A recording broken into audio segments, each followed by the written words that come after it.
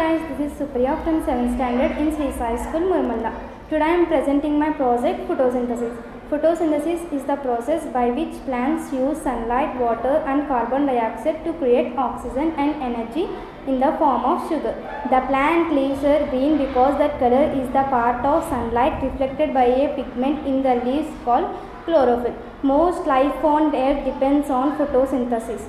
The process is carried out by plants, algae and some types of bacteria which capture energy from sunlight to produce oxygen and chemical energy stored in glucose. Herbivores then obtain this energy by eating plants and carnivores obtain it by eating herbivores. During photosynthesis, plants take in carbon dioxide and water from the air and soil. Within the plant cell, the water is oxide, meaning it loses electrons, while the carbon dioxide is reduced, meaning it gains electrons. This transforms the water into oxygen and the carbon dioxide into glucose.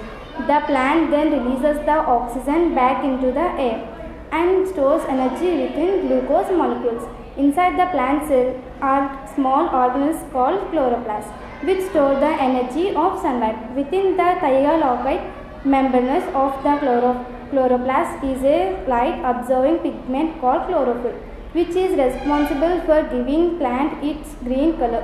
During photochlorophyll absorbs energy from blue and red light waves and reflects green waves, making the plant appear green. During photosynthesis, plants take in carbon dioxide and oxygen from the air and soil. Then the plant releases the oxygen back into the air and stores in the energy in the form of glucose molecules. Inside the plant cell are organisms called chloroplasts which store the energy of sunlight.